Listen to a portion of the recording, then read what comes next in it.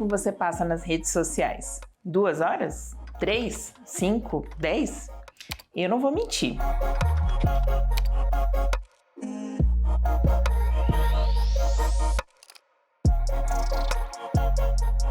Se juntar todo o tempo que eu olho no meu feed, deve dar umas 6 horas. É muita coisa.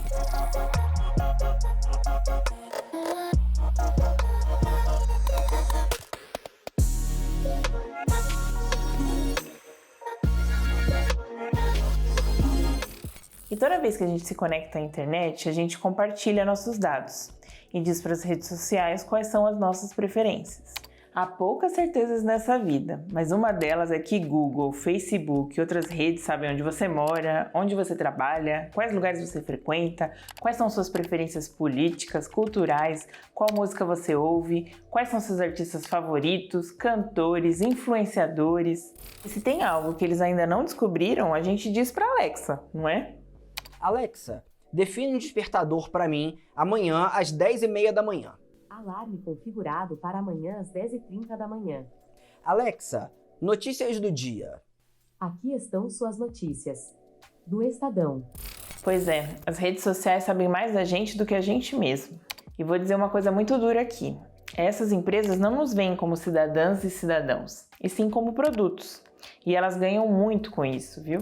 Essas plataformas, elas mantêm com a gente uma relação de consumo. Isso já foi reconhecido pelo Superior Tribunal de Justiça, mesmo que a gente não pague, né, por esses serviços, porque o pagamento é feito com a extração dos nossos dados pessoais, né?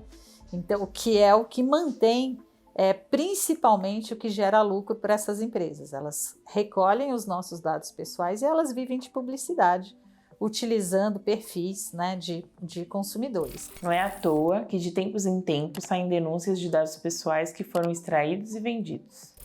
Essa lógica fez e faz com que as redes sociais tenham alto poder de influência na nossa sociedade.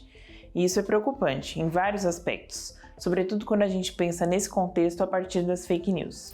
A gente fica sujeito aos mecanismos de moderação de conteúdos, de recomendação de conteúdos operados por algoritmos dessas plataformas, e esses algoritmos eles são calibrados, eles obedecem determinados critérios, e o critério que tem balizado, né, os algoritmos dessas empresas é a busca pelo clique, que não necessariamente coincide com o interesse público. Para exemplificar um pouco como funciona essa máquina de influência, vamos analisar o estudo que a Universidade Federal do Rio de Janeiro divulgou este ano.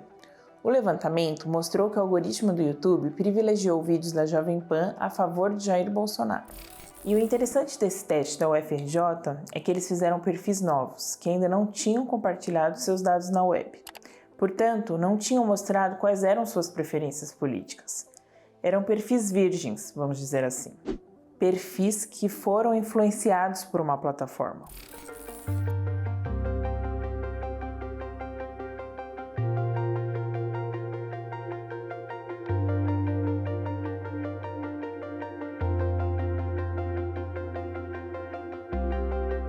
Eu não sei o que é fake news. Quem vai decidir o que é fake news? Ele não tá nem... Quem vai decidir? Quem decide O pessoal disse que a facada em mim foi facada. Quem diz isso? Está comentando fake news ou não? É verdade. Não, é verdade. E como já disse em outros episódios dessa série, quanto mais fake news, mais trabalho para os jornalistas checadores. Aborto de menina em Santa Catarina se caracteriza como o primeiro caso no Brasil de pena de morte por injeção letal. Bom, essa aqui é realmente uma confusão de coisas não existentes. Um elemento que está presente aqui, e está presente nas outras, inclusive na que a gente falou lá, um dito combate à esquerda, a gente tem aqui um outro assunto que é também muito alvo de desinformação, que é o aborto. E a gente sabe que por trás disso aqui tem uma posição novamente ideológica, novamente uma agenda de costumes, está também muito ligada a esse processo político que a gente tem vivido no Brasil ultimamente. E aí traz aí esse caso, né, da menina que aconteceu em Santa Catarina, que se caracteriza como o primeiro caso no Brasil de pena de morte. Primeiro, institucionalmente, não existe pena de morte no Brasil. Então, não há esse primeiro caso. Porque institucionalmente, reconhecidamente, não existe pena de morte no Brasil. E por injeção letal. Aqui mostra, inclusive, um desconhecimento sobre os procedimentos em relação ao aborto. E mistura aqui duas instâncias. Falar em pena de morte, que realmente, em países em que isso é institucionalizado, acontece mesmo por injeção letal ou por outros métodos que evitem a dor, né, do condenado ou da condenada, com a ideia do aborto, porque a gente sabe que na base a ideia aqui é ideológica, até religiosa, às vezes. É mais um elemento que está presente em muitas dessas peças de desinformação, de novo, por vídeo, por mensagem, por áudio de WhatsApp, que tem acontecido muito também, que é pegar pedaços de verdades e transformar numa mentira, transformar numa desinformação. Então, para o leitor, é realmente a necessidade de estar atento o tempo inteiro e desconfiar. Assim, eu listei aqui até algumas coisas. Tipo, se uma informação chega para você, imediatamente você está lendo ali, instala algum gatilho emocional, seja a euforia, de tristeza excessiva, ou aquela informação que vem de forma alarmista, tentando causar surpresa, o inédito, o nunca revelado vai chegar para você. Tudo isso já desconfia. A regulamentação das plataformas de redes sociais é essencial para a nossa democracia. O Marco Civil da Internet já foi um grande passo nesse sentido. Senhoras e senhores, a Presidenta da República sanciona a lei que estabelece princípios, garantias, direitos e deveres para o uso da internet no Brasil. A internet que queremos, ela só é possível num cenário de respeito aos direitos humanos, em particular a privacidade e a liberdade de expressão.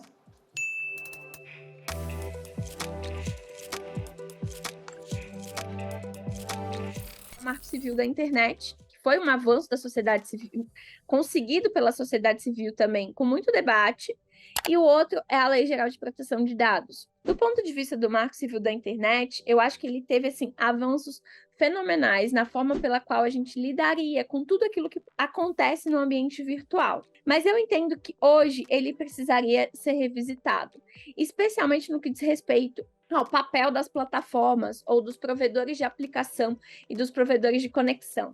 Um parêntese, né? Os provedores de aplicação são basicamente as redes sociais. O Facebook, o Instagram, o Twitter, TikTok, enfim. E os provedores de conexão são basicamente as telefônicas, né? TIM, Vivo, Oi, Claro, e por aí vai. Não são só essas, existem milhares, assim como existem milhares de provedores de aplicação também.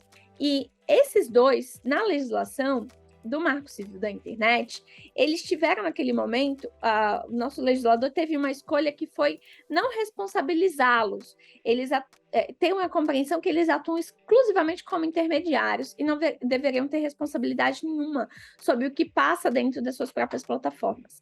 Hoje isso é um equívoco. Muitos especialistas acham que o Marco Civil precisa de ajustes, porque muita coisa mudou no Brasil de 2014 para cá. A sociedade se transformou e as fake news ficaram ainda mais profissionais. Basta comparar as notícias falsas de anos atrás com as de hoje.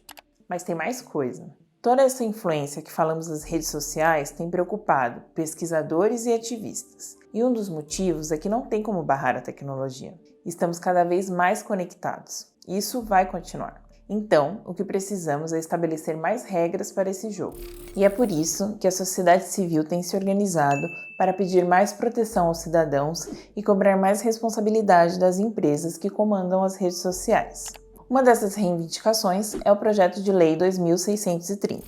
PL 2630, ele foi apelidado de PL das fake news e ele nasce com uma perspectiva de consolidar um arcabouço jurídico suficiente, amplo e, digamos assim, racional para lidar com o fenômeno da desinformação. E ele ainda não foi aprovado, a gente tem alguns avanços que estão colocados ali naquele PL, alguns retrocessos, então, como toda lei, a gente ainda vai precisar aperfeiçoar muito ao longo dos anos se ela for aprovada da forma como ela está hoje. Mas eu acho que a ideia é que ela se aperfeiçoe antes de uma eventual aprovação. Ainda haverá muita discussão em torno do PL das fake news, e é importante estar atento a todas elas. E acredita que é uma fake news para dizer que o PL da fake news é censura. Acredita? Pois é. E se você acompanhou todos os episódios dessa série, já deve ter notado que essa fake news não foi criada à toa, né? Assim como os algoritmos das redes sociais não caem do céu, as fake news também não surgem do nada, ou são só diversão. Tudo é estratégia. O ensaísta e escritor Yevgeny Morozov é um crítico das empresas de tecnologia. Em seu livro Big Tech, a ascensão dos dados e a morte da política, ele escreveu uma pensata interessante sobre esse contexto em que vivemos. Vou ler para vocês. Para o problema das fake news, a única solução é repensar completamente os fundamentos do capitalismo digital. Precisamos fazer com que os anúncios virtuais e a ânsia destrutiva de clicar e compartilhar que os acompanha tenham menos influência no modo como vivemos, trabalhamos e nos comunicamos. Ao mesmo tempo, precisamos delegar mais poder de decisão aos cidadãos. Isso significa construir um mundo em que o Facebook e o Google não exerçam tanta influência nem monopolizem a solução de problemas. Uma tarefa formidável e digna de democracias maduras. Acho que ainda não dá para dizer que nossa democracia é madura. E se você é uma pessoa preta como eu, deve estar se questionando até que ponto vivemos de fato uma democracia no Brasil. Mas por mais que tenhamos muitas críticas ao sistema, à imprensa, aos políticos e até à ciência, a gente precisa lutar para que todos esses atores sociais existam e se fortaleçam. Porque nesse jogo de fake news e desmoralização das instituições brasileiras, talvez a gente não consiga ver claramente quem está ganhando, mas é muito simples ver quem está perdendo. Eu diria que a gente já está vivendo o impacto das fake news, principalmente aí durante a corrida presidencial em 2018, porque esses 4 anos de governo que se passaram, né, os especialistas falam que a gente retrocedeu aqui no Brasil 30 anos do que havia avançado. Então, só nesses 4 anos a gente conseguiu voltar 30 anos em termos econômicos, em termos científicos, pela falta de investimento, né? Pela falta de visão de que a ciência é importante, de que da ciência a gente pode trazer uma série de outros benefícios que não ficam só no campo da saúde, que não ficam só no campo das sociais, que não ficam só no campo das exatas, mas que chega de fato a movimentar a economia. Chegamos ao fim da série e acho que deu para notar que a batalha contra a fake news é ampla e também deve ser travada na justiça. Então a dica que dou é: fique atenta e atento aos debates que existem sobre as leis que regulamentam a internet e as empresas que atuam na internet. Não é porque as eleições acabaram que devemos deixar de prestar atenção no que importa. Cobre seu deputado e seu senador para que essas leis sejam aprovadas. Divulgue em suas redes a importância delas e não deixe de debater. O que está em jogo é nosso direito de ser bem informado e formado sobre o nosso cotidiano. E não se esqueça, sempre que ver uma notícia falsa, pesquisa sobre ela, veja se saiu em mais de uma fonte e denuncie as agências de checagem, por exemplo. E se puder, divulgue esse documentário a todas as pessoas da sua rede. Muito obrigada para todos que acompanharam essa jornada com a gente. Esse foi o É Tudo Mentira.